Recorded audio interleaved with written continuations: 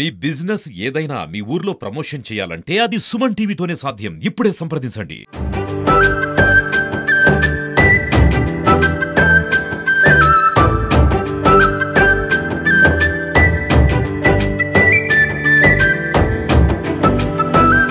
Welcome to Suman TV. నా పేరు ధోని శ్రీనివాస్ యాదవ్. ప్రస్తుతానికి మనం నిర్మల్ జిల్లా తానూరు మండలం బోసి గ్రామంలో సల్ల శ్రీనివాస్ అనే యువ రైతు వద్ద మనం ఉన్నాము. కేవలం ఒకే ఒక్క వ్యక్తితో దాదాపుగా 10-11 ఎకరాల వ్యవసాయం చేస్తాడు. మరి ఎటువంటి కూలీల కొరత కూడా తక్కువ ఉంటుంది. మరి సల్ల శ్రీనివాసు ఏదైనా కూడా వినూతంగా ఆలోచిస్తాడు. ఏదైతే ఇప్పుడు టెక్నాలజీ పరంగా ముందుకు దూసుకెళ్ళి వ్యవసాయ రంగంలో ఈయన అందుబాటులో ముందుంటున్నారు.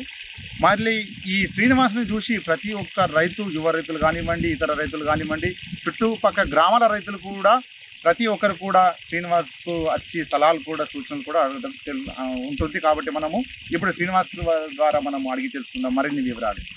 ఏదైతే దీనికి దానికి తేడా ఉంది. అవును, ఇదానికి సన్నం పడతాయి వాటర్. అవును, దీనికి ఎక్కువ నలలు బిగిస్తారు పైపుకు.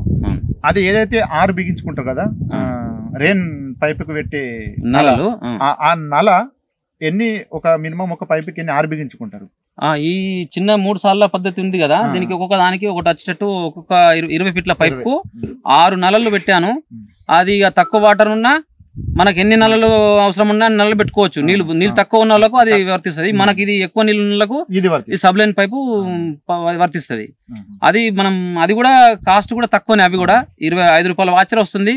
25 నుంచి 30 రూపాయలుగా ఒక్కొక్క నల దొరుకుతుంది. ప్రతిరోజు ఇప్పుడు కరెంటు సమస్య కూడా చాలా వెళ్తుంది. కరెంటు కూడా మీ రైతులకు మెయిన్ పంట వేసుకున్నారంటే కరెంటు. ఇప్పుడు ఇందాక చెప్పినట్టు లేబర్లు పెట్టుకుంటే పొద్దున్న దాకా 10 గంటలకు వస్తాడు, సాయంత్రం 5 గంటలకు వెళ్ళిపోతా ఉంటాడు. ఈ పైపులు పెట్టడం ద్వారా మనం నైట్ కు రావాల్సిన అవసరం కూడా లేదు. ఇప్పుడు మనం సాయంత్రం వచ్చి సెట్ చేసి పోయినామంటే మనం పొద్దున వచ్చేంత వరకు అవే వాడుతుంటాయి. బయటకు కూడా వెళ్ళాయి. మంచి సేను తిరుగుతా ఉంటాయి. మంచి సేని కట్ట అంతా కూడా మంచి సేను అంతా తడుస్తుంది. కట్టలు కూడా తడుస్తుంది. ఎప్పుడు వచ్చినా ఎప్పుడు పోయినా నైట్ లో మనం సేన్లకు వెళ్ళాల్సిన అవసరం కూడా లేదు. నిలబడి పౌడ పట్టి ఇచ్చేది అవసరం లేదు, నిలబడి ఇచ్చేది అవసరం కూడా లేదు. ఈ ఫస్ట్ టైం విత్తనం నాటిన ఫస్ట్ టైమే నిలబడి చేయడం. ఇప్పుడు ఎన్ని రోజులు అవుతుంది మొత్తం మొక్కజొన్న ఇది? 1 మంత్ అవుతుంది. 1 మంత్ అవుతుంది. 1 మంత్ కి చాలా బ్రహ్మాండంగా పెరిగింది.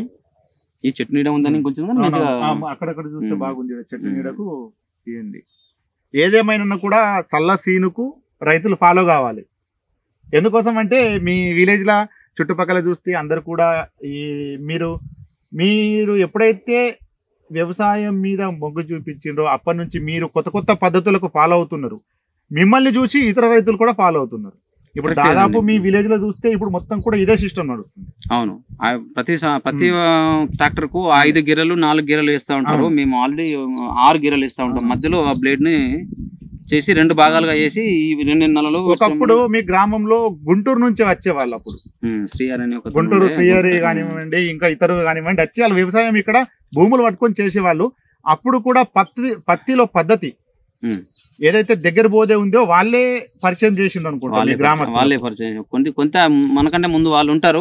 వాళ్ళ చూసి మనం చాలా నేరాల్సింది. కాకపోతే వాళ్ళు కొంచెం మందులు ఎక్కువ పడతారు, మన భూములు ఖరాబ్ చేసిపోతారు. అంతే గానీ మందులు ఎక్కువ పడతారు. మనం అట్లా కాదండి.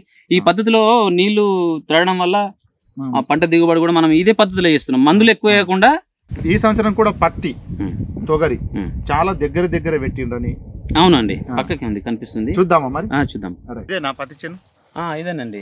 ఇప్పుడు ఒక 3 ఎకరాల బిట్టు ఉంటుంది. 3 ఎకరాల బిట్టులో 4 పత్తి సార్లు, ఈ 2 తొగరు సార్లు.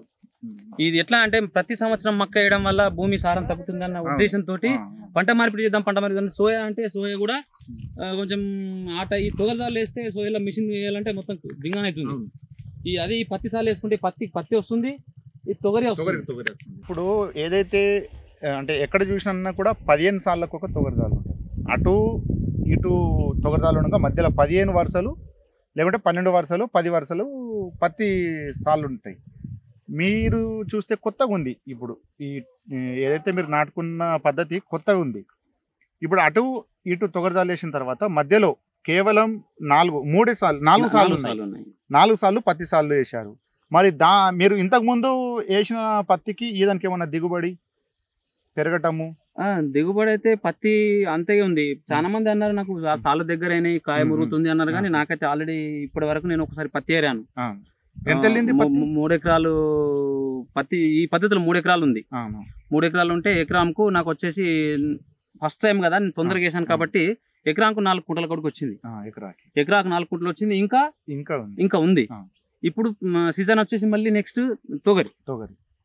ఇప్పుడు ఇటు పత్తి వెళ్ళింది, నెక్స్ట్ తొగరి కూడా దగ్గర ఉంది, బ్రహ్మాండంగా ఉంది. అయితే తొగరి పూత ఇంత ఎక్కడ ఏ రైతుల చేనులో చూస్తే కూడా ఇంత పూతగా కనిపిస్తలేదు. మీ తాట మొత్తం పసుపు వర్ణంతో చేనంతా నిండిపోయింది. స్టార్టింగ్ చిన్నగా ఒక స్ప్రే చేశాను, క్లోరిఫైర్ పాస్ అని ఒక స్ప్రే చేశాను. మొన్ననే నీళ్లు కూడా పెట్టాను, మంచిగా పూతగా వచ్చేసిందండి. తొగరి ఇవి కూడా చట్టాలు కూడా అవుతున్నాయి, కాయలు కూడా ఆల్రెడీ వచ్చేస్తాయి. మినిమం ఎంత తొగరి ఎంత వెళ్ళే అవకాశాలు ఉంటది మీ అందాజా? ఇక మనం తెలియదు, ఫస్ట్ టైం మనం ఈ పద్ధతి ఫస్ట్ టైం నేను చేశాను.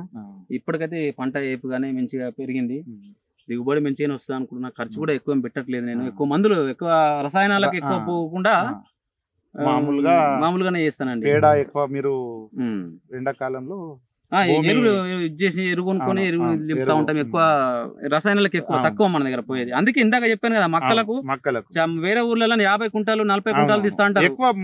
మేము యూరియా తక్కువనే పోస్తాం కాబట్టి మా దగ్గర 30 నుంచి 30 వచ్చేది.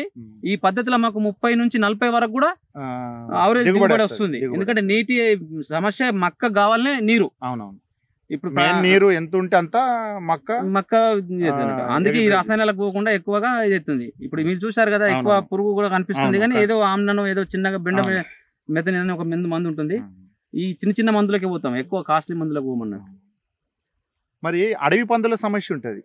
మొక్కజొన్న అనేసరికి కానీ పత్తి కానీ ఏదైనా, పత్తి కూడా కాయలు కూడా మొక్కజొన్న కానివ్వండి, వాటికి కూడా అడవి పంది నాశనం చేస్తాయి పంట. అవును, అడవి పంది. దానికోసం మీరు దానికి కూడా కొత్తగా ప్రయోగం చేసిన నేను.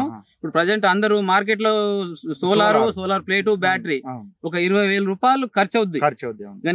నేను కూడా ఇంకా కొత్తగా ఆలోచించి, ఇప్పుడు ఏదైతే డ్రిప్ లైన్ పద్ధతి కొత్తగా చేసినా, ఆ సోలార్ కూడా కొత్తగా ఆలోచించి నా టెక్నాలజీ తోటి, నా సొంత తెలివితేటలతోటి యూట్యూబ్ ఇది కూడా చూసినప్పుడు యూట్యూబ్, అది కూడా యూట్యూబ్ తోని నేను సొంతగా చేశాను. 2 సోలార్లు నాకు నడుస్తాయి, అట్లా అతి పద్ధతులు నడుస్తాయి.